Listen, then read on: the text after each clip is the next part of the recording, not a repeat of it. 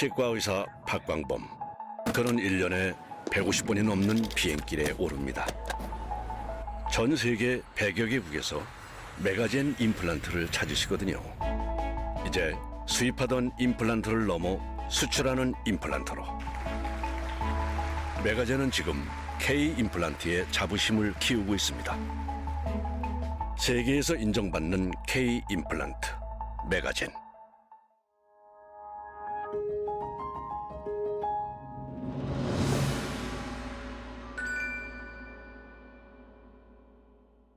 안녕하세요. 포천우리병원 치과센터 김용진입니다.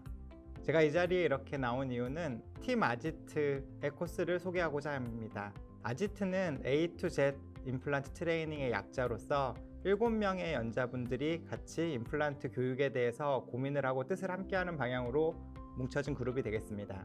저를 비롯해서 최진 원장님, 손영희 원장님, 박정철 원장님, 이윤영 원장님, 김진구 원장님, 나기원 원장님, 이렇게 총 7명으로 구성이 되어 있고요. 각자 학술 활동도 많이 하시고 강연계에서도 유명한 분들이 서로의 생각을 좀 공유를 하면서 좋은 임플란트 교육의 플랫폼을 만들어 보고자 그런 취지하에서 팀 아지트를 결성을 했습니다. 이번에 그동안 우리가 오랜 기간 많이 고민을 해보고 하고자 하는 방향의 코스를 한번 기획을 해봤고요. 메가젠의 교육 목표와 그 방향이 맞을 것 같아서 2024년부터 그 첫 번째 코스를 시작하고자 합니다. 기존 임플란트 트레이닝들이 회사의 주도하에서 많이 이루어지고 있었고 정해져 있는 커리큘럼 속에서 많은 것들을 얘기를 하다 보면 결국 시간이 제한이 되고 좀 더 많은 것들을 해보면 실제 연수생 원장님들의 임상 능력들을 시간이 지나면서 쌓여지고 그러면서 또 다른 한계점들을 계속 공유를 하고 피드백을 드려야 되는데 단기간에 이루어지다 보니까 결국에는 머릿속으로는 다들 기억하시지만 임상을 하는 과정 중에서 잊어버리시고 그 피드백을 못 받으시는 것 같더라고요. 그래서 저희는 약 2년간에 걸쳐서 한번 그 제대로 된 임플란트 트레이닝 코스를 만들어 보고자 했습니다. 기초부터 시작해서 어드밴스까지, 그리고 최근의 직연들을 포함한 디지털 임플란트까지 모든 것들을 한번 담아보고자 노력을 했고요. 총 4번의 라이브 서저리와 라이브 보철, 다양한 연수 원장님들의 증례 발표와 토론, 원장님들의 어떤 피드백을 실제 현장에서 느끼실 수 있으실 거고요. 그래서 그 코스에 많은 원장님들께서 같이 해주셨으면 좋겠고 저희의 이런 교육적인 철학이 원장님들의 수요와 잘 맞으셨으면 좋겠습니다. 2024년 새롭게 시작할 아지트 코스에 많은 관심을 가주셨으면 좋겠고요. 그때 뵙도록 하겠습니다. 감사합니다.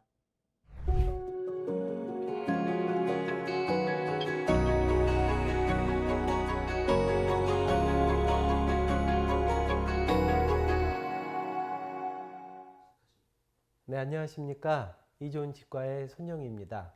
오늘 여러분들과 함께 이제 이야기해 볼 내용은요. 일단 또 작은 직경으로 더 높은 경고성을. 그래서 메가젠에서 나오고 있는 블루 다이아몬드 임플란트의 특성과 그 활용 가능성에 대해서 여러분들과 함께 이야기해 보고자 합니다. 네. 저는 전남대학교 치과대학을 졸업했고요. 그리고 구강외과를 전공했고 현재 군포에서 치과를 하고 있습니다. 제가 이제 요 강의를 예전부터 준비를 하면서 생각을 해봤던 게 제가 첫 임플란트를 언제 했나 개원을 하고 제가 2004년 4월에 개원을 했었는데요. 2004년 6월에 이 임플란트가 제가 처음으로 개원을 해서 심은 임플란트더라고요. 그리고 뭐 최대로 뭐 올해 이제 임플란트를 많이 심어오고 있습니다. 지금까지요. 그래서 지금까지는 굉장히 임플란트를 주로 하면서 진료를 해오고 있었습니다. 그래서 아주 여러 가지 종류의 환자분들을 치료를 하면서 네, 살아왔다고 생각을 합니다. 지금까지 제가 이제 근 19년에서 20년 정도 이제 치과에서 진료를 하면서 크게 뭐 문제 없이 잘 해오고 있다고 생각을 합니다. 그런데 이렇게 임플란트를 이제 치료하고 식립하는 숫자가 많아지면 많아질수록 컴플리케이션의 발생 빈도 또한 더 높아지게 되는 건 어쩔 수 없는 것 같습니다. 그래서 뭐 보시다시피 이제 임플란트의 티어링이라든지 뭐 스크류의 프랙처, 어뷰트먼트의 프랙처 이런 것들, 이런 컴플리케이션들을 어쩔 수 없이 우리는 이제 만나면서 살게 되고요. 제가 그래서 그러다 보니까 저의 치료 컨셉 자체가 이런 컴플리케이션의 발생 빈도를 최대한 줄이는 쪽을 선호하면서 가고 있다고 생각이 됩니다. 그래서 그 와중에 이제 제가 만나게 된 게 블루다이몬드 임플란트 시스템이 되겠습니다. 사실은 이 임플란트 시스템은 제가 좋아하는 이제 김용진 원장님의 추천으로 처음 사용을 하게 됐고요. 임플란트는 이런 특성을 가지고 있습니다. 본 레벨 테이퍼드 임플란트고요. 그리고 인터널 옥타 커넥션 시스템, 이제 회사에서는 이걸 엑스핏이라고 이야기를 하고요.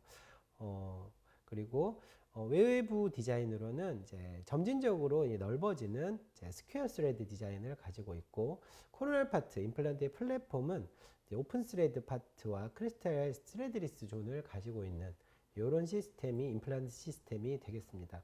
오늘 주로 이야기해 볼 내용은 이러한 임플란트를 이용해서 어떤 상황에서 이런 것들을 사용을 했을 때 가장 좋은 효과를 얻을 수 있는지에 대해서 한번 이야기를 해보도록 하겠습니다. 이 임플란트는 다른 임플란트하고 좀 다르게 약간 독특한 커넥션을 가지고 있습니다. 그래서 보시다시피 인터널 옥타의 커넥션을 가지고 있고요. 30도의 코니컬 앵글을 가지고 있고요. 보시면 다음과 같이 다른 회사의 임플란트, 요새 이제 딥 커넥션 임플란트가 이제 많이 나오고 있죠.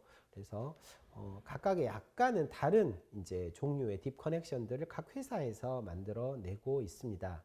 그래서 블루다이몬드 임플란트도 이 인터널 커넥션의 이 접촉 면적을 최대화시키기 위해서 커넥션을 깊게 해서 4.5mm 정도의 커넥션 뎁스를 가지고 있고요. 그리고 이런 커넥션을 가지고 이제 월 두께도 확보를 하고 있습니다. 그래서 2.5mm 옥타를 가지고 있고, 코니컬 앵글은 30도, 그리고 스크류는 1.6mm 스크류를 쓰고요. 그리고 미니멀 월 티크니스는 0.4mm 정도고요. 전체 이제 컨택 안의 에어리어는 대개 39제곱밀리미터 정도의 이제 표면적을 확보를 했습니다. 다른 회사들도 이런 딥 커넥션을 약간 다르기는 합니다만, 뭐 코니컬 앵글도 20도에서 30도 정도, 그리고 최소한 30제곱밀리미터 이상의 이제 접촉 면적을 확보하는 방향으로 이렇게 딥 커넥션 임플란트 시스템들을 만들어서 이제 지금 시장에 출시를 하고 있습니다. 하지만 이제 블루다이몬드 임플란트가 이제 보시다시피 다른 타사의 딥 커넥션보다는 조금 더 깊은 이제 커넥션 구조를 가지고 있는 임플란트 시스템이다라고 할 수가 있겠습니다. 자, 이런 딥 커넥션 임플란트, 블루다이몬드하고 이런 컨벤셔널 커먼엑스를 가지고 있는, 우리가 좀 많이 사용하는 구조는 대개는 11도의 코니컬 앵글을 가지고 있는 헥사 구조의 임플란트가 가장 많이 사용이 되고 있죠.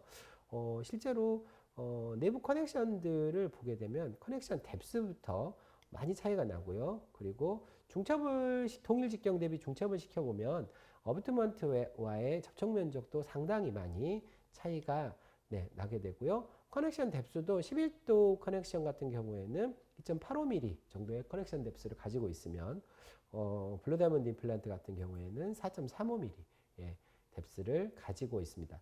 뭐 이것으로 얻어지는 이제 장점은 그러니까 좀 쉽게 유추해 볼 수 있다시피 굉장히 구조적 안정성을 담보를 할 수 있는 시스템이다.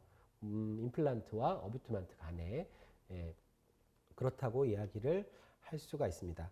이로 얻어지는 장점은 실제 수치화해서 보면은 인터널 헥스 커넥션 11도의 커먼 헥스 커넥션과 블루다이몬드 임플란트의 커넥션을 이렇게 그 강도면에서 비교를 해보면 일드 스트렝스에서 약 84% 정도의 증가된 이 강도를 확인을 할 수가 있습니다. 4.0mm 직경의 임플란트에서요. 그래서 이렇게 이 커넥션의 스테빌리티가 증가됨으로써 우리가 보통 이제 로딩 후에 이제 조금 지나서 발생할 수 있는 스크류 루즈닝에 의한 뭐 어비트먼트의 프랙처라든가 스크류의 프랙처 뭐 같은 이런 메카니컬한 컴플리케이션들로부터 어느 정도 커먼 엑스 커넥션에 비해서 조금 더 안전하다라고 이야기를 할 수가 있겠습니다. 그리고 블루다이몬드 임플란트의 이런 외형적인 특성을 보면 두 개의 존으로 나뉩니다.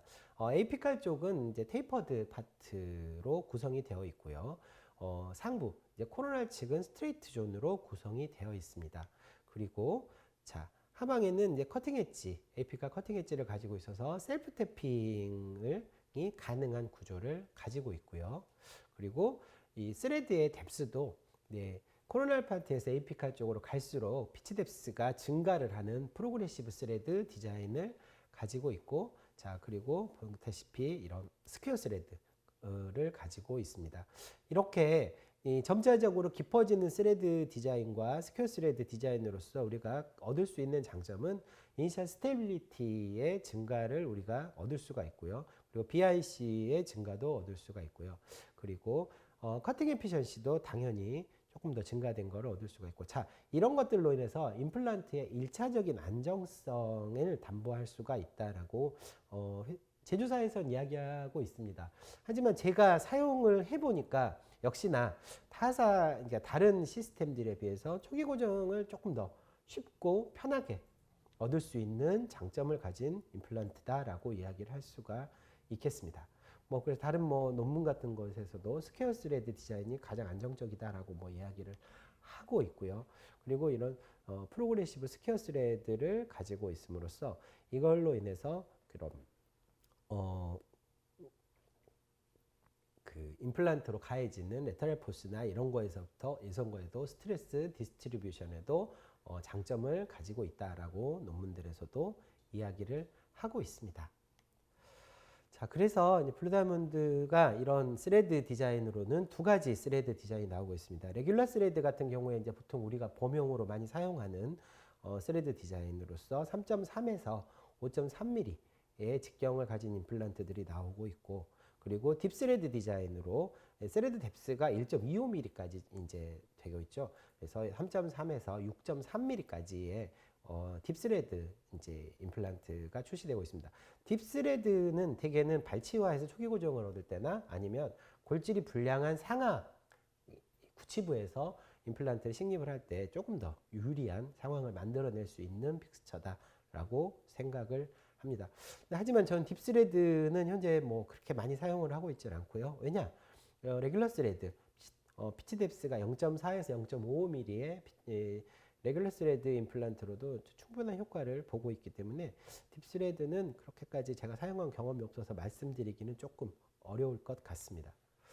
그리고 이제 외형적인 특성을 보면요, 다음과 같이 코로날 파트에 오픈 스레드 파트와 스레드리스 존이 이제 있습니다. 그래서 상부까지 스레드가 올라오는 구조가 아닙니다. 그래서 플랫폼이 다른 임플란트 시스템들에 비해서 더 작은 플랫폼을 가지고 있습니다. 이 작은 플랫폼이 가지는 이점으로서는 코로날 파트에 알베올라 본을 위한 공간을 더 많이 부여할 수 있다는 장점이 있습니다. 이게 임상적으로 어떤 의미를 갖느냐?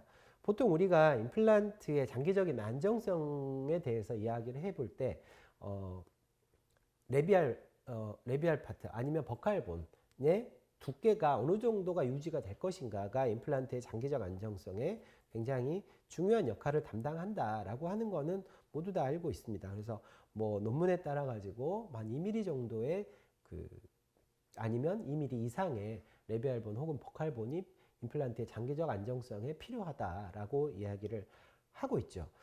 이 논문을 보면은요, 2013년에 카펠리와 테스토리가 발표한 논문을 보면 우리가 임플란트 식립을 했을 때, 자, 임플란트의 아우터 서피스에서 레비알본 플레이트의 아우터 서피스까지의 거리를 IBP라고 이야기를 하고, 이 IBP, 이 거리에 따라 가지고 우리가 임플란트 식립 후에 이러한 레비알본의 이 보존을 위해서 어떠한 처치를 해야 되는가라고 이야기를 하고 있고요.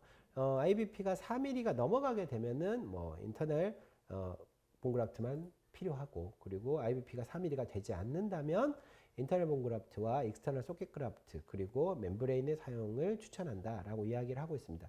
따라서 이만큼 이 임플란트의 레비알본 혹은 버칼본이 임플란트의 장기적인 생존에 굉장히 유리한 중요한 부분을 담당한다고 할 수가 있겠습니다.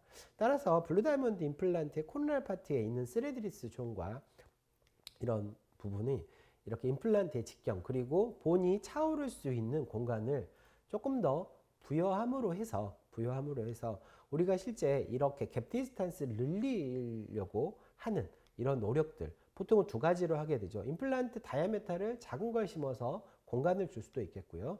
임플란트를 되도록이면 설측 혹은 구개측으로 식립해서 이 거리를 늘리려고 하는 이러한 노력들 중에 임플란트 다이아메타 측면에서 조금 더 유리한 상황을 만들어낼 수 있는 이 측면이 있다고 생각이 되겠습니다. 자, 그리고 이제 이렇게 작은 플랫폼을 가지고 있음으로써 이렇게 코티칼 본이 더 코로날 파트로 많이 들어올 수 있도록 만들어 줘서 개인적으로 봤을 때 골반응 또한 뭐 굉장히 안정적인 골반응을 보이고 있는 임플란트라고 할 수가 있겠습니다. 그래서 우리가 특별하게 신경을 쓰지 않더라도 이 시스템을 사용하는 것만으로도 조금 더 많은 양의 레벨본을 만들어낼 수 있는 시스템이 아닐까라고 생각을 하고 제조사에서도 그렇게 이야기를 하고 있습니다. 자, 그리고 이렇게 디자인 자체가 다음과 같이 플랫폼 스위칭이 조금 더 쉽고 더 많은 양의 스위칭 양을 가질 수 있도록 디자인이 되어 있습니다. 그래서 임플란트 플랫폼 스위칭 양이 많을수록 상부에 게재되는 연조직의 양 또한 많아질 수가 있기 때문에 이게 플랫폼 스위칭이 자연적으로 가능한, 그리고 더 많은 양의 연조직을 플랫폼 상부에 위치시킬 수 있는 임플란트 디자인이 더 좋다는 거는 다 알고 있는데요. 자, 이렇게 보시다시피 보통 우리가 이야기하고 있는 임플란트, 그러니까 다른 임플란트 시스템들. 근데 물론 이것도 이제 어비투먼트를 어떤 걸 사용하느냐에 따라서 이 플랫폼 스위칭 양은 결정하고 이머전스 프로파일을 어떻게 잡느냐에 따라서 조금씩 달라지긴 합니다만, 다음과 같이 블루다이몬드 임플란트는 이렇게 조금 더 맥시멈하게 플랫폼 스위칭을 가져갈 수 있는 플랫폼 구조를 가지고 있기 때문에 조금 더 많은 양의 연조직을 플랫폼 상부로 위치시킬 수가 있어서 조금 더 임플란트의 신미성이나 혹은 장기적 안정성에 도움을 줄 수가 있다고 할 수가 있겠습니다. 그래서 이건 더블 오프셋이라고 하는데요. 뭐 더블 오프셋이라고 할 수 있겠죠. 그래서 임플란트 쪽에서 이행되는 부분의 옵셋과 그리고 어비투먼트 상에서 올라가는 부분의 옵셋, 그걸 또 옵셋을 두 가지를 줌으로 해서 조금 더 많은 양의 연조직을 게재시킬 수 있는 구조로 되어 있습니다. 뭐 이 정도가 블루다이몬드 임플란트 시스템이 가지고 있는 장점이라고 이제 할 수가 있겠습니다. 중요한 건 이런 이제 구조를 가지고 있는 임플란트를 우리가 어떤 식으로 어떻게 사용을 해야 되는가가 더 중요하다고 생각합니다. 그래서 제가 생각했을 때 블루다이몬드 임플란트 시스템이 가지고 있는 장점은 일단은 초기 고정을 얻기에 굉장히 용이한 구조를 가지고 있고요. 그리고 컴프레시브 포스에 조금 더 저항을 더 잘할 수 있는 구조를 가지고 있고요.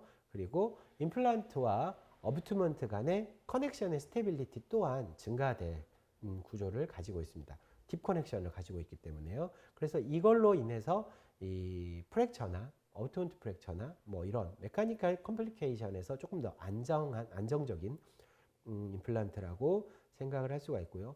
조금 더 전에 말씀드렸다시피 동일 직경 대비 더 작은 플랫폼을 가지고 있기 때문에 연조직이나 경조직, 크레스트 부분의 연조직이나 경조직의 게재를 조금 더 많이 시킬 수 있는 임플란트라고 할 수가 있겠습니다.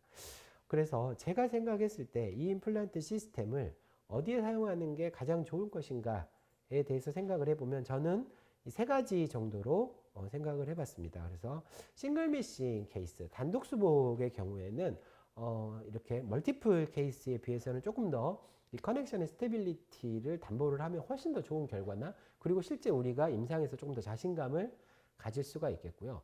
더 작은 플랫폼을 가지고 있고 더 작은 직경으로도 더 많은 양의 외력에서 우리가 저항을 할 수가 있는 구조를 가지고 있기 때문에 네로우 리치를 우리가 매니지할 때도 조금 더 장점을 가지고 있을 수 있다라고 판단을 하고 있고요. 그리고 뭐 딥스레드 임플란트를 쓰면 더 좋겠지만 이 자체가 초기 고정을 얻기에 굉장히 용이한 구조를 가지고 있기 때문에 임플란트를 제거를 하거나 임플란트 식립이 실패한 경우에 레스큐 임플란트의 개념으로 사용을 하는 것 또한 가능하다, 시도해 볼 만하다라고 저는 판단을 이제 하고 있습니다. 그래서 각각 임상을 가지고 실제로 이렇게 커넥션이 굉장히 그 강력한 커넥션을 가진 임플란트가 그럼 더 작은 직경으로 구치부나 로드 베어링 에어리어에 사용이 가능할까? 라는 물음에 이런 케이스가 있습니다. 이 케이스는 제 케이스가 아니고 박정철 원장님의 케이스인데요. 53세 남자 환자고요. 46번 미싱이 되겠습니다. 이 임플란트를 처음에 이제 사용하면서 이게 이제 계속되는 물음이었습니다. 최후방 구치부 로드 베어링 에어리의 단일치 수복에 3mm 임플란트가 사용이 가능할 것인가? 보통의 제조사들에서는 우리가 컨벤셔널 커넥션, 11도 커넥션에서는 보통 3mm 임플란트를 구치부에 사용하지 말라고 이야기를 하죠. 근데 이거는 가능할 것인가에 대한 케이스가 되겠습니다. 그래서 통상적으로 블루다이아몬드 4.1mm에 8.5mm, 8.1mm 직경에 8.5mm 임플란트를 식립을 했고요. 그리고 버칼보는 콜라겐 그раф트를 가지고 간단하게 볼륨 오그멘테이션만 시행을 한 케이스가 되겠습니다. 간단하게 수술은 끝났고요. 자, 과연 이게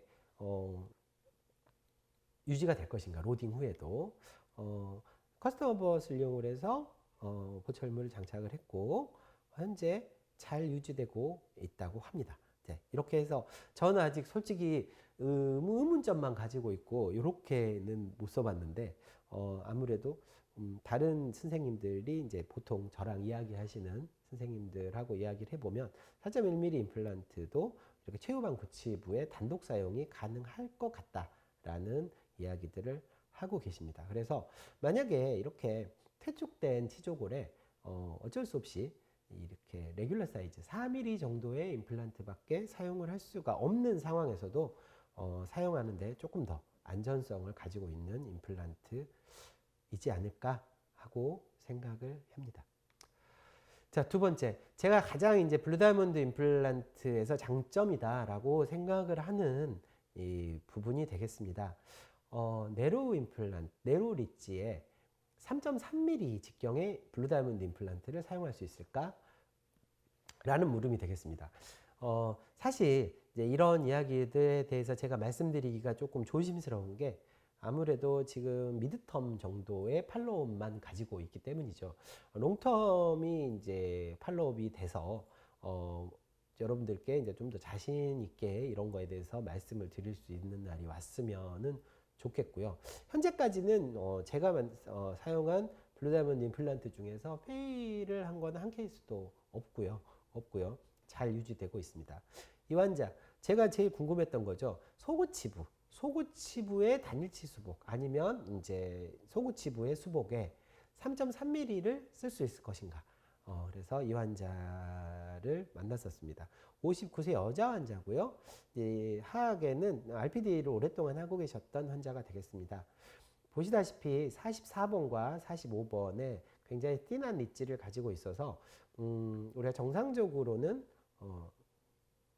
레귤러 사이즈 임플란트 3mm 이상의 임플란트를 사용하기는 좀 어려운 리지를 가지고 계셨습니다. 이때는 우리가 보통 두 가지 중에 한 가지 선택을 하죠. 제가 말씀드렸던 것 같이 이렇게 네로우 임플란트를 사용을 하거나 그러면 이제 앞으로 생길 수 있는 메카니컬 컴플리케이션이나 이런 것들에 대해서 조금 걱정을 해야 될 상황도 올 수가 있겠죠. 혹은 이제 우리가 정상 직경의 임플란트를 식립을 하고 그리고 GBR이나 이런 프로시저를 통해서 이 협축골이나 이런 것들의 증강을 도모를 해볼 수가 있습니다. 하지만 해보신 분들은 아시겠지만 이제 이렇게 힐드리지의 이런 오그멘테이션 프로시저는 생각보다 많이 까다로운 경우가 많습니다. 특히 소구치부 같은 경우에는 또 20이라는 존재가 있기 때문에 20이 많이 겹쳐 있거나 20이 상방에 위치한 경우라면 이 또한 녹록지 않은 경우가 굉장히 많습니다. 그래서 이 환자 같은 경우에는 네로우 임플란트를 식립하기로 결정을 했고요. 이전에 블루다이몬드를 사용하기 전에는 어쩔 수 없이 소구치부에 네로 임플란트 밖에 사용할 수가 없는 경우에는 스트라우만 BLT의 네로 커넥션을 사용을 했습니다. 그래서 이게 3.3mm고요. 뭐 이런 식으로, 그리고 이렇게 스트라우만 BLT 네로 커넥션을 사용을 했었습니다. 어쩔 수 없는 경우에는요. 사용을 했는데 블루다이몬드가 나와서 한번 사용을 해봤고요. 현재는 가이드를 사용을 해서 펀칭만 하고 임플란트를 식립을 하고 어쩔 수 없이 볼륨 오그멘테이션을 위해서 버칼 플랩을 제꼈습니다. 이 환자는 블루다이몬드 임플란트 네로 커넥션 직경 3.3mm에 길이 10mm짜리 임플란트 2개를 식립을 했고요. 콜라지네이티드 본 그라프트를 이용을 해서 버칼 오그멘테이션 그라프트만 간단하게 시행을 했습니다. 보통 이럴 때 콜라지네이티드 본 그라프트를 이렇게 볼륨 오그멘테이션용으로 사용을 하게 되면 멤브레인은 저는 쓰지는 않습니다. 수루의 파노라마와 CT상이 되겠고요.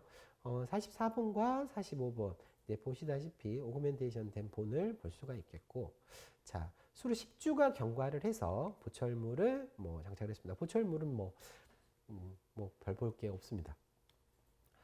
수루 10주째 파노라마와 CT상이 되겠습니다. 보시다시피 버칼 오그멘테이션 된 본들도 잘 유지되고 있고요. 임플란트도 이때는 사실 문제가 생길 건지 생기지 않을 건지는 잘 알 수가 없지요. 그래서 이번에 이 강의를 해서 이제 팔로업을 한번 찾아봤습니다. 15개월 정도 지금 팔로업을 한 상황이고요. 지금까지 큰 문제 없이, 그리고 환자의 컴플레인 없이, 그리고 방사선 사진상 그리고 CT상으로 보았을 때에도 큰 문제 없이 잘 유지되고 있고 환자분은 잘 쓰고 있습니다. 반대쪽도 마무리를 했죠. 30번 때도 마무리를 했는데 30번 때는 레귤러 사이즈 임플란트 2개와 그리고 3.5mm 임플란트 하나를 가지고 스플린팅을 해가지고 그 보철 치료를 임플란트를 마무리를 한 케이스가 되겠습니다. 자, 이렇게 네로리지의 3.3mm 임플란트, 특히 소구치까지 해서 3.3mm 임플란트를 우리가 마음 편하게 쓸 수 있으면 굉장히 우리가 임플란트 치료를 하는데 이렇게 좀 편안해질 걸로 생각을 하고 그것을 기대하면서 환자를 팔로업을 하고 있습니다. 비슷한 케이스를 하나 더 보여드리겠습니다. 72세 여자 환자고요. 하악 우측의 소구치부에 통증이 있으셔가지고 찾아오셨습니다. PMH로는 고혈압과 당뇨가 있으셨고요. 보시다시피 구강내 사진, 예전부터 이제 RPD를 쓰시고 임플란트를 하신 것 같습니다. 서베이드 크라운이 그대로 있죠. 45번의 루트가 이제 임플란트와 컨택이 되어 있었는데 이거는 그 전에도 그러셨기 때문에 이게 통증의 원인이라고 보기는 좀 어렵고, 보시다시피 45번에 루트 케이스가 있는 것을 확인할 수가 있습니다. 평상시 같았으면 이걸 엔도를 해보거나 할 수도 있었겠으나 임플란트와의 프록시미티 때문에 이제 보조는 안 하는 게 좋겠다라고 판단을 하고 임플란트를 하는 걸로 계획을 세웠습니다. 환자의 리지를 보면은 딱히 임플란트에 불리한 리지라고는 보여지지가 않습니다. 하지만 이 파닉 부분인 4번 자리 같은 경우에는 레귤러 임플란트를 했을 때는 제가 봤을 때는 오그멘테이션이 버칼본 오그멘테이션이 필요한 상황으로 저는 판단을 했습니다. 그래서 네로 임플란트 2개를 식립하는 걸로 계획을 했습니다. 아시다시피 이렇게 크라운을 커팅을 해가지고 이제 5번만 발치를 했고요. 실제로 보시다시피 임플란트와 루트는 이제 서로 다 있었습니다. 이 환자는 되게 운이 좋았죠. 이제 문제가 생길 거였으면 진작에 생겼을 텐데 문제 없이 지금까지 잘 쓰셨습니다. 그래서 44번에는 블루다이몬드 3.3의 10mm, 45번에는 3.7의 10mm 두 개의 네로 커넥션 임플란트를 식립을 했습니다. 보시다시피 이렇게 루트가 발치를 하고 나니까 바로 발치화를 통해서 뒤쪽에 있는 임플란트의 스레드가 바로 보입니다. 그래서 좀 떨어뜨리기 위해서 이제 상당히 메지알적으로 당겨서 임플란트를 식립을 했고 이 종고를 이용을 해가지고 이식을 고리식을 하고 그리고 멤브레인은 썼습니다. 썼고요. 수술을 마무리했습니다. 수술 자체는 일단은 오그멘테이션 프로시저가 이제 크게 들어가지 않기 때문에 그러지 않으려고 네로 임플란트를 식립을 한 거기 때문에 수술은 굉장히 빨리 끝났고요. 수루의 파노라마와 CT를 보실 수가 있습니다. 수루 12주가 3개월이 경과를 했을 때 다음과 같이 징지발 힐링은 잘 되었고요. SCRP 타입으로 보철물을 장착해드리고 완료를 했습니다. 뭐 깔끔하죠. 12주째 보철물 장착 당시에 파노라마와 CT가 되겠습니다. 크게 문제없이 잘 사용하실 걸로 생각을 했고 이번에 팔로업을 해봤는데요. 수로 18개월이 경과했는데 문제없이 잘 사용을 하고 계시고 이후에 발치가 되었던 자리 저는 사실 거기도 좀 걱정을 했었는데요. 6번 임플란트의 메지알 파트도 본 리제너레이션이 잘 된 것으로 판단을 합니다. 네로우 리지가 중에 우리가 이제 소구치에 3.3mm를 블루 다이몬드를 써도 되느냐라면 저는 사용을 하고 있습니다. 그리고 개인적으로는 사용을 하는데 크게 무리가 없다라고 판단을 하고 있고요. 다음 네로우 리지를 우리가 많이 만나는 자리는 전치부가 되겠죠. 한국 중에서도 상악 전치부를 한번 보도록 하겠습니다. 68세 남자 환자분이십니다. 그리고 보시다시피 12번에서 22번까지의 브릿지의 모빌러티를 이제 주소로 오셨습니다. 보면 루트 리섹션을 한 흔적도 있고요. 보시다시피 22번에 보시면 시멘트 워시아웃으로 인한 세컨더리 캐리스의 양태를 보이고 있고요.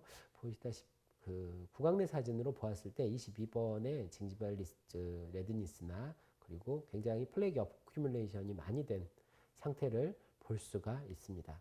CT로 보면은 12번에도 에이피칼 리전이 있는 것으로 확인이 됐습니다.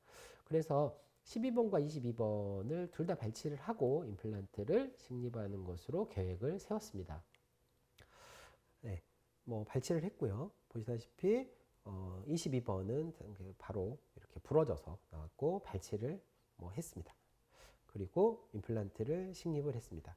여기서는 12번과 22번 동의 블루 다이몬드 3.3의 10mm 네로 커넥션 임플란트를 두 개를 식립을 했습니다.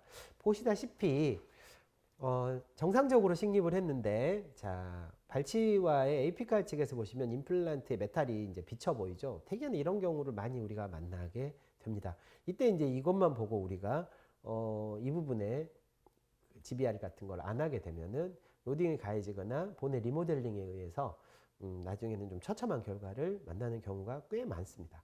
그래서 환자는 GBR을 좀 많이 해주기로 했습니다. 보통 우리가 네로 커넥션을 쓸 때 GBR을 좀 덜 하려고 쓴다고 하는데 상악 전치부는 약간 그 기준에서 조금 벗어나는 자리 같고요. 되도록 해줄 수만 있으면 많은 양의 이 순측골을 만들어내 주는 게 장기적인 안정성이나 리모델링에 대항을 하기 위해서는 중요한 것 같습니다. 보시다시피 뭐 여기 GBR 이야기하는 자리가 아니기 때문에요. 보시다시피 이종고를 이용을 했고요. 상악 전치부 같은 경우에는 리모델링이 많을 것으로 뭐 이제 믿어 의심치 않는 자리이기 때문에 이 이종고 흡수량이 적은 보바인 드라이브드 이종고를 사용을 했고 이렇게 모디파이드 소시지 테크닉이라고도 할 수 있습니다. 에이펙스 쪽에 본텍을 이용을 해서 콜라겐 멤브레인을 고정을 하고 상부는 본텍을 최소로 사용하기 위해서 한쪽만 본텍을 치고요. 일회법으로 죄송합니다. 마무리하기 위해서 힐링 어버트먼트를 이용을 해서 고정을 이렇게 멤브레인 고정을 얻도록 양쪽을 따로따로 이렇게 GBR을 했습니다. 했고요. 자, 일회법으로 수술을 마무리했습니다. 위에 있는 본텍은 뭐 제거를 해도 되고 뭐 안 해도 됩니다. 뭐 그래서 저는 노출이 될 것 같거나 비쳐 보이면 제거를 하는 편이고요. 그렇지 않으면 제거를 주로 안 합니다. 자, 술 후에 스탠다드와 CT가 되겠습니다. 12번, 22번 공이 이제 할 수 있는, 제가 할 수 있는 한도 안에서는 이제 가장 많은 양의 오그멘테이션을 시도를 했고요. 자, 수로 4개월이 경과를 해서 보철물을 딜리버리 했습니다. 연조직 힐링도 양호했고요. 다 보시다시피 아직도 잘 유지되고 있고요. 뭐 물론 이 환자는 마무리한 지가 오래되지 않아서 조금 더 팔로우업을 해보고 나서 다시 한번 말씀드릴 수 있는, 보여드릴 수 있는 기회가 있었으면 좋겠고요. 이렇게 한다고 하더라도, 그리고 이렇게 네로우 임플란트를 사용한다고 하더라도 상악 전치부 4개의 미싱을 2개의 임플란트, 그리고 그것도 네로우 임플란트로 해결할 수 있는 거는 이 블루다이몬드 임플란트가 가지고 있는 이 구조적 안정성이 다른 임플란트에 비해서 뛰어나기 때문에 이렇게 생길 수 있는 수루에 아니면 로딩 후에 생길 수 있는 이런 메카니컬 프로블럼에 대해서 좀 자유롭기 때문이 아닐까라고 생각을 해봅니다. 자, 세 번째로는 레스큐 임플란트 개념으로 사용을 할 수가 있겠지 않을까? 그래서 그렇게 쓴 케이스들을 한번 가져와 봤습니다. 이 환자는 61세 남자 환자고요. 굉장히 상태가 안 좋으셨는데 굉장히 긴 시간 동안 치료를 해서, 사실 이 치료 다 제가 한 겁니다. 예, 상악, 하악 모두 다요. 근데 이 환자분은 굉장히 이제 오랄 하이진을 관리할 수 있는 능력도 떨어지고, 그리고 잘 오시지도 않고 했는데, 이제 그 부분을 제가 간과를 했습니다. 그래서 시간이 지나면서 다음과 같이 하나씩 하나씩 무너져가는 것들을 볼 수밖에 없었죠. 그리고 끝내는 이렇게 상악 전치부의 멀티유닛 브릿지가 파절이 돼버리는 상황, 그리고 10번 때 20번 때 제가 식립했던 임플란트들의 페리임플란타이티스가 발생을 하는 것을 그냥 눈뜨고 보고만 있었습니다. 이제 이렇게 되니까 제가 환자에게는 계속 치료를 하자라고 이야기를 하였으나 환자는 이제 거부를 하다가 이 상황이 되니까 이제 치료를 이제 하기로 했습니다. 지금 생각을 해보면 이제 제가 할 수 있는 실수는 다 했던 케이스지 않을까라고 생각을 합니다. 그래서 일단 구치부 페리임플란타이티스를 먼저 해결하기보다는 이 버티칼 스탑이 유지되고 있을 때 상악 전치부 소구치까지를 먼저 해결을 하는 것으로 생각을 했고요. 이 자리는 뭐 레스큐가 아니죠. 그냥 컨벤셔널하게 이제 발치하고 임플란트 5개를 심어서 통상적인 GBR 프로시저를 통해서 이 환자는 요거는 메가젠의 애니온 임플란트를 가지고 치료를 해서 일단 먼저 전치부를 회복을 하고 한쪽씩 가기로 했습니다. 구치부를 천천히 가기로 한 거죠. 이렇게 컴플리케이션이 있는 환자를 한꺼번에 해결하려고 하면은 약간 문제가 좀 많이 생기는 것 같아요. 그래서 저 같은 경우에는 시간이 좀 더 걸리더라도 이렇게 하나씩 해결해 가는 거를 선호하는 편입니다. 그래서 이제 전치부가 해결이 되었으니 구치부를 해결을 하기로 했습니다. 하나가 남아있는, 하나만 했던 20번대를 먼저 하기로 했습니다. 보철물을 제거를 하고 픽처 드라이버로 바로 나옵니다. 보시다시피 다량의 이렇게 플렉이 어큐뮬레이션 되어 있고요. 제가 잘못 심은 것 같아요. 제가 잘못한 치료로 생각합니다. 네, 제가 했으니 제가 책임을 져야죠. 그래서 일단은 이렇게 임플란트를 제거를 하고 기다렸습니다. 기다렸다가 다시 리엔테리 3개월 기다려서 다시 리엔테리 했습니다. 이때 이제 임플란트를 2개를 식립하기로 해서 블루다이몬드 레귤러 커넥션 4.4에 8mm, 4.8에 8mm 2개의 임플란트를 식립을 하고 묻었습니다. 이 환자를 이제 더 이상 믿을 수가 없었기 때문에 묻었습니다. 이렇게 묻었고요. 그래서 다시 3개월을 기다려서 2차 수술을 하고 다시 또 4주를 기다렸다가 보철물을 장착을 했습니다. 자, 이렇게 해서 20번대를 마무리를 했고요. 자, 이제는 10번대로 이제 넘어가게 됐습니다. 자, 16번, 17번 보철물을 제거를 하고, 자, 보시다시피 굉장히 안 좋죠? 예. 자, 보철물을 제거를 하고 화방을 봤더니 이렇게 생겨 있습니다. 이유가 뭘까라고 생각은 너무 자명하죠. 임플란트의 식립의 이제 수직적 위치가 잘못됐고요. 그래서 따라서 상부의 연조직량이 부족한 겁니다. 쉽게 말해서 임플란트의 수프라크레스탈 티슈 어태치먼트의 양을 제가 설정을 잘못하고 만들어주지를 못한 거죠. 그래서 거기에다가 환자의 이런 그 오랄 하이진 케어 능력의 부족이 더해져서 이러한 참사가 벌어진 게 아닌가 싶습니다. 그래서 제가 반성을 많이 했던 케이스가 되겠습니다. 게다가 이제 요거는 제거를 하다가 임플란트가 티어링이 발생을 했습니다. 그래서 어쩔 수 없이 트랩파인버를 이용을 해서 임플란트를 제거를 했습니다. 자, 이렇게 되면 대개의 경우에는 임플란트를 식립을 할 수가 없죠. 근데 혹시나 싶어서 블루다이아몬드 4.8mm 임플란트를 식립을 했더니 초기 고정을 얻을 수가 있었습니다. 다시 말해 이전의 임플란트도 와이드 임플란트였습니다.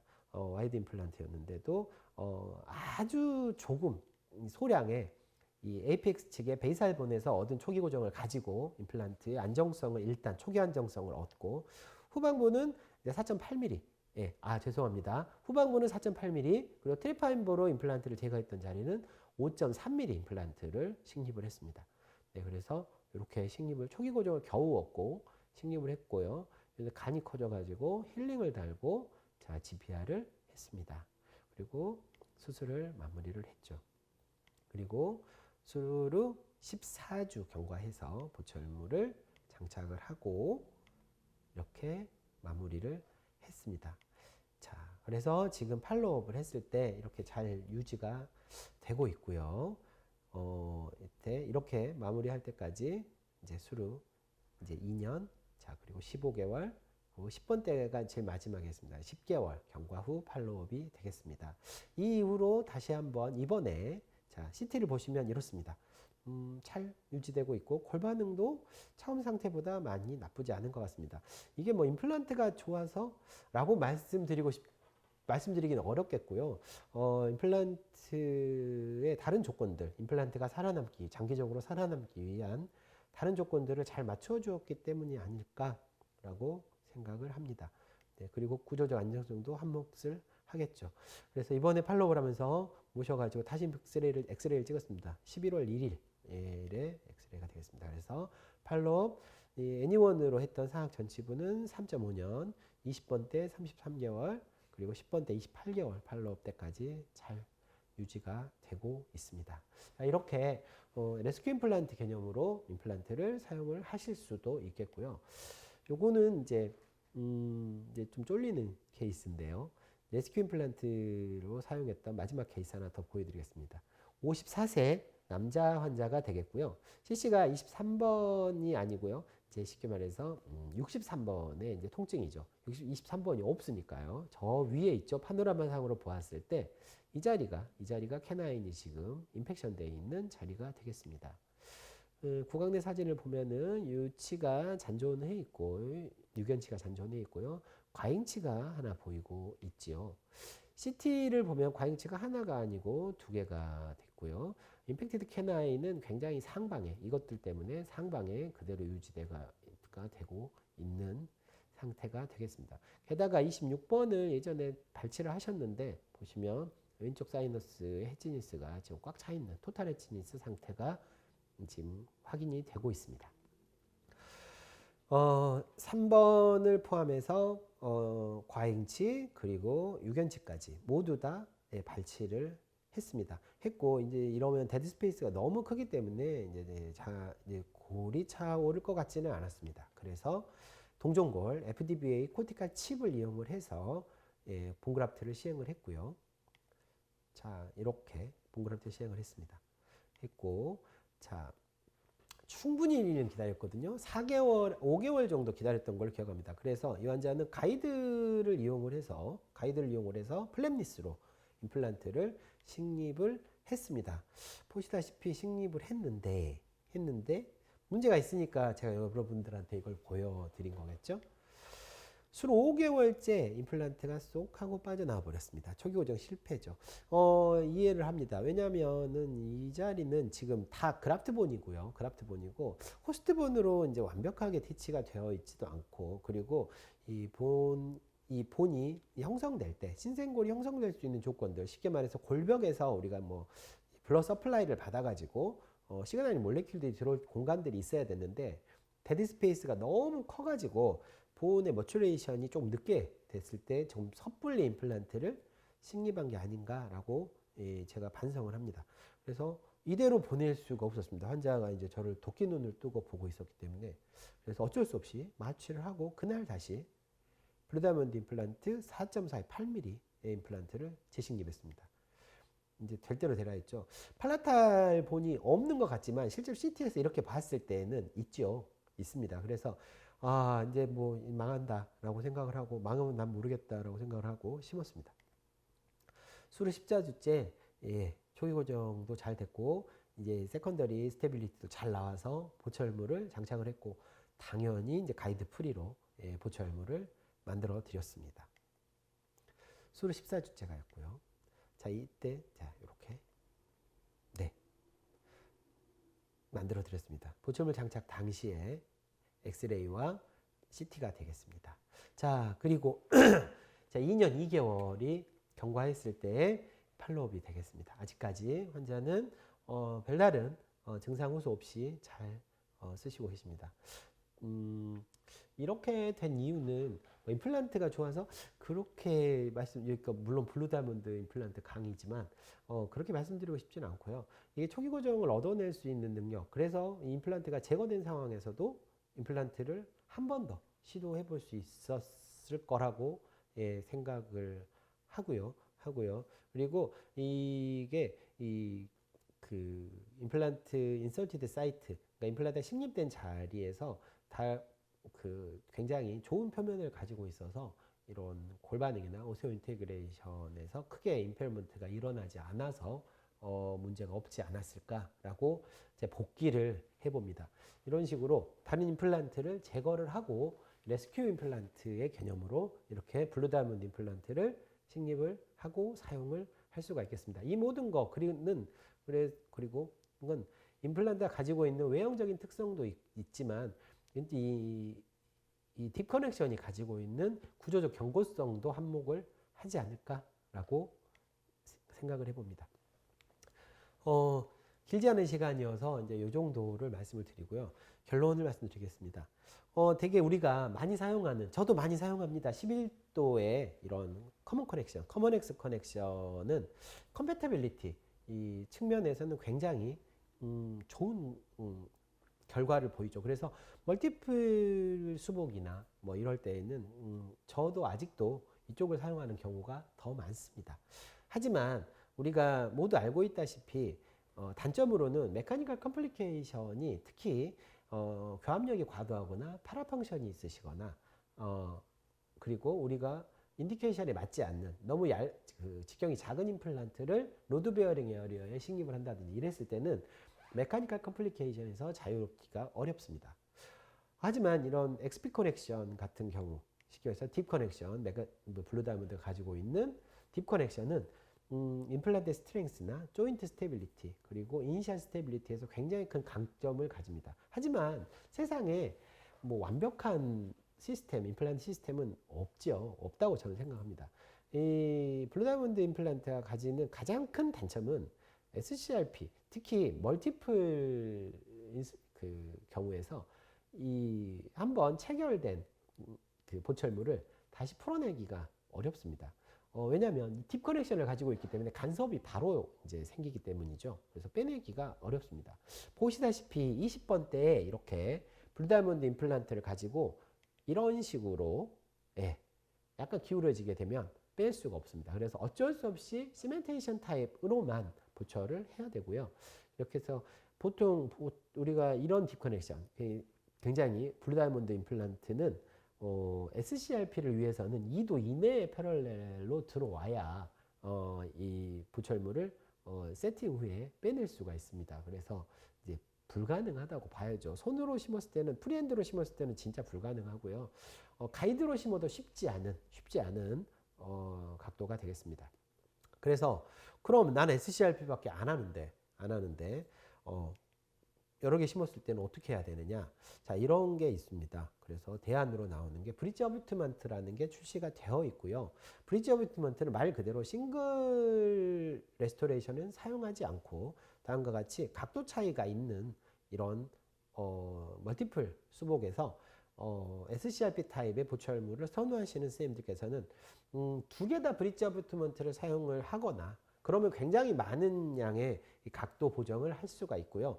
아니면 이렇게 한쪽은 컨벤셔널을 사용하시고 한쪽만 브릿지 어뷰트먼트. 브릿지 어뷰트먼트는 쉽게 말해서 아래쪽이 없는, 이 아래쪽이 없는 이제 임플란트가 되겠고요. 단 이 임플란트는 지그가 반드시 필요합니다. 왜냐하면 이 X가 없기 때문에요. 자, 그래서 이런 경우에는 보통 이 보철물을 기준으로 보았을 때, 죄송합니다. 보았을 때 12도 정도의 이 각도의 기울임도 해결이 가능하고 SCRP를 가 가능하다라고 이제 공학적으로 지금 여기서 보시다시피 이야기를 네, 하고 있습니다.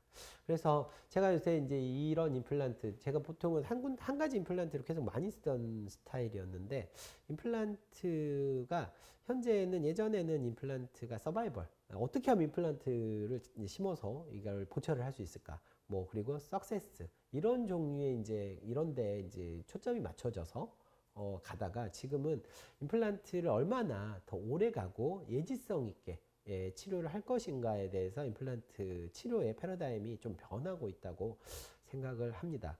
그래서 저도 이 시스템을 사용하는 이유는, 한 가지 시스템을 가지고 했을 때 올마이티하게 모든 경우에 다 장점을 가지고 사용할 수 있는 시스템은 없다고 생각을 하고요.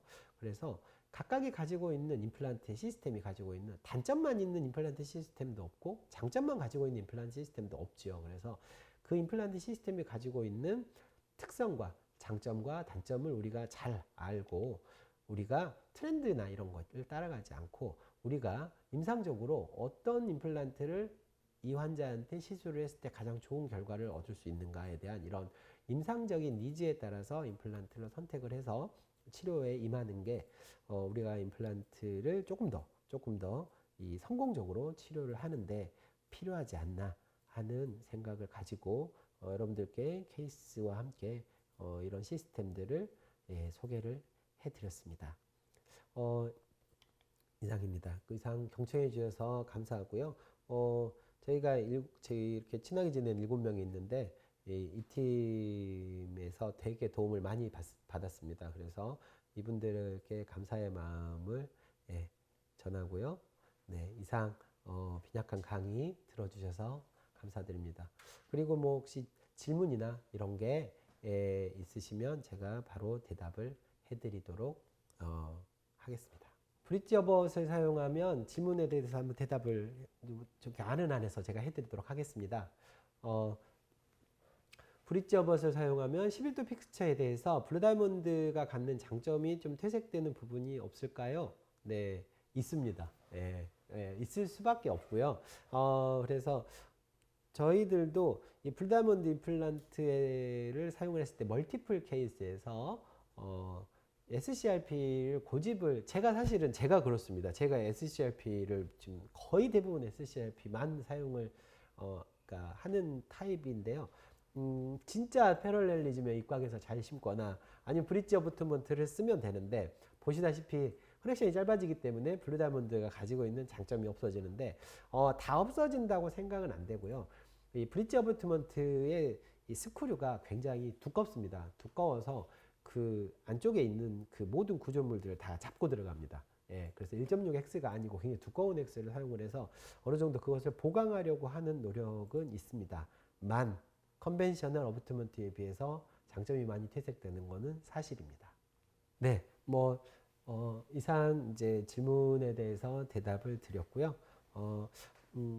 제가 생각했을 때 이런 블루다이몬드 임플란트는 이런 블루다이몬드 임플란트만이라고 이야기하기는 좀 어렵겠고요. 다른 이제 딥 커넥션 임플란트들 모두들은 이런 구조적 안정성을 이제 담보를 한 대신에 말씀드렸던 것과 같이 리트리버빌리티나 이런 것은 단점을 가지고 있는 임플란트 시스템이 되겠습니다. 따라서 이러한 시스템들이 가장 강점을 가지는 분야는 첫 번째는 싱글 미싱에서 싱글 레스토레이션 케이스에서 가장 큰 강점을 가지고 있을 것 같고요.